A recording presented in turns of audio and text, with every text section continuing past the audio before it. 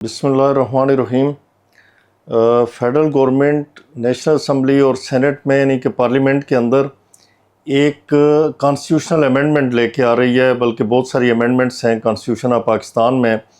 एक अरसे से पाकिस्तान की जो बार्स हैं, पाकिस्तान बार कौंसिल है, जितने भी प्रोविंशियल बार्स हैं और जितने भी बार एसोसिएशंस हैं, उनकी तरफ से डिमांड की जा रही थी कि जो हमारा जो प्रोसेस है, जो प्रोसीजर है एलिवेशन का हाई कोर्ट के जजेस का, सुप्रीम कोर्ट के जजेस का, तो उसे तब्दील किया जाए, उसे बेहतर किया जाए।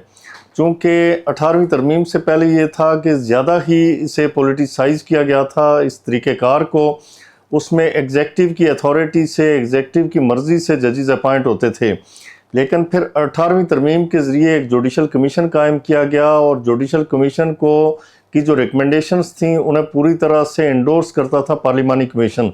लेकिन बाद अज़ां इफ्तिखार मोहम्मद चौधरी साहब चीफ जस्टिस थे, तो उनकी सरबराही में एक बेंच ने जो पार्लिमानी कमीशन था उसे गैर मौसर कर दिया और वो उसकी बिल्कुल एक फॉर्मल कार्रवाई रह गई, जिसकी वजह से जो जुडिशल कमीशन है, और जुडिशल कमीशन में भी बिलखसूस जो सुप्रीम कोर्ट के पहले 3 सीनियर जजेस हैं और हाई कोर्ट का जो चीफ जस्टिस और हाई कोर्ट के जो सीनियर प्योनी जज हैं, उनका अमल दखल ज़्यादा बढ़ गया, जिसके नतीजे में लोगों ने ये किया कि अपने एसोसिएट्स को, अपने चैम्बर फेलोज़ को, अपने रिश्तेदारों को अपॉइंट करना शुरू कर दिया।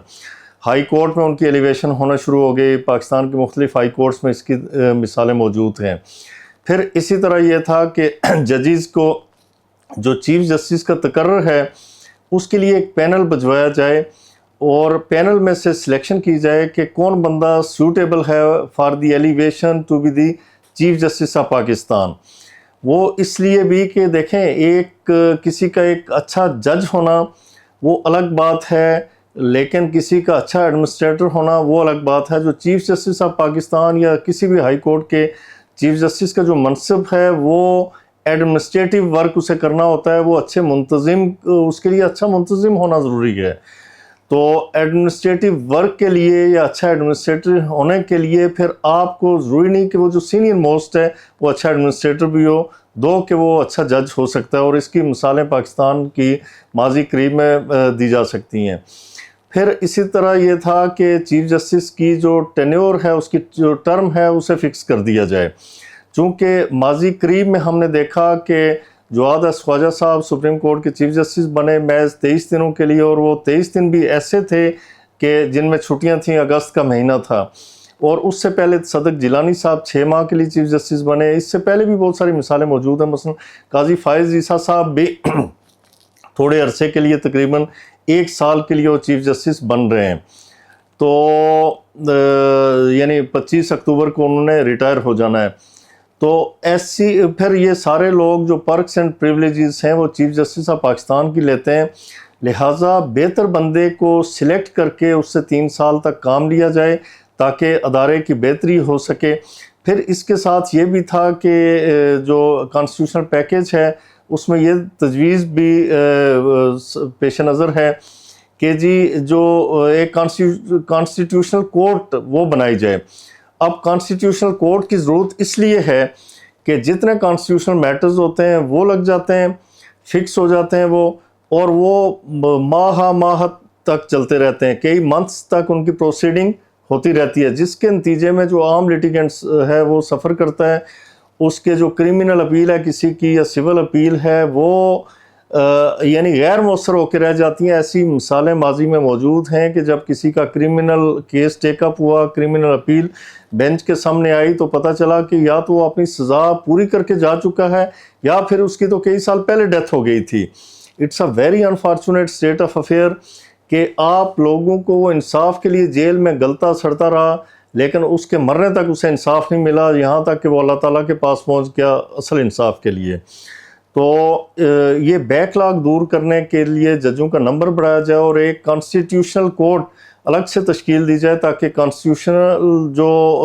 कॉन्स्टिट्यूशन की जो इंटरप्रिटेशन है उसकी जो तशरीह और ताबीर है वो कोर्ट कर सके, और बाकी जो रूटीन मैटर्स हैं, सिविल हैं, क्रिमिनल हैं, बैंकिंग है, टैक्स है, सर्विस, इस तरह के सारे मैटर्स वो एक अलग से सुप्रीम कोर्ट सुने। इस तरह की जो, चूँकि मैंने अभी मसवदा नहीं देखा लेकिन जो उसकी आउटलाइंस हम तक पहुँची हैं वो यही हैं। तो फिर जजेस की एज भी उसमें 68 की जा रही है।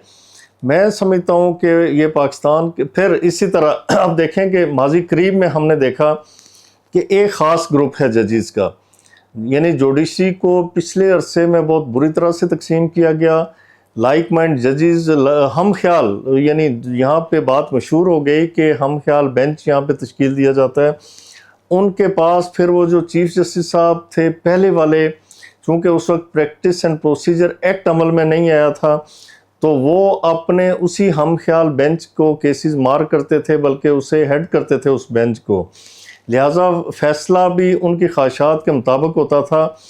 तो अब कल परसों का हमने देखा कि 12 जुलाई 2024 को रिज़र्व सीट्स का फ़ैसला आया, उसके हवाले से रिव्यू पिटिशन्स दाखिल की गई, लेकिन अभी तक वो टेक अप नहीं हुई।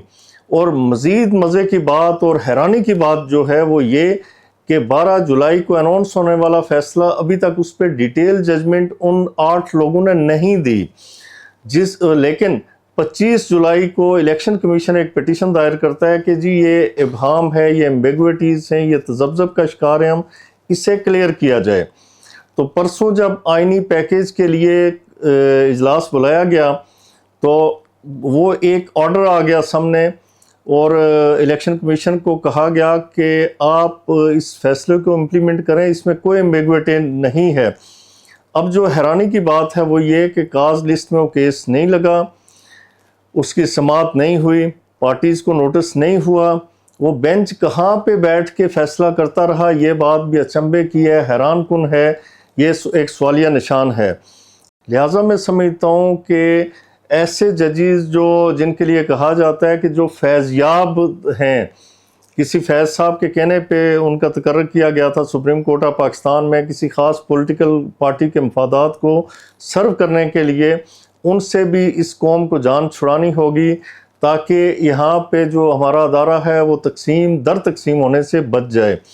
तो मैं समझता हूँ कि ये जो आइनी पैकेज है ये वक्त की ज़रूरत है, ये पब्लिक इंटरेस्ट में है, पब्लिक एट लार्ज इससे मुस्तफ़ीद होगी, उन्हें जल्दी इंसाफ मिलेगा, उनके केसेस जल्दी डिसाइड होंगे, जिससे पब्लिक का जो एतमाद है, उनका जो एतकाद है, उनका जो कॉन्फिडेंस है वो अदारे पे मज़ीद बढ़ेगा और बढ़ना चाहिए। यानी जब इस मुल्क, किसी भी मुल्क के अंदर इंसाफ नहीं होता, इंसाफ नापैद हो जाए, नाइंसाफ़ी शुरू हो जाए, जुल्म शुरू हो जाए, तो आप समझें कि वो स्टेट अपना वजूद खो बैठती है, वो अपना स्टेट अपना वजूद बरकरार नहीं रख सकती, वो इंटैक्ट नहीं रह सकती।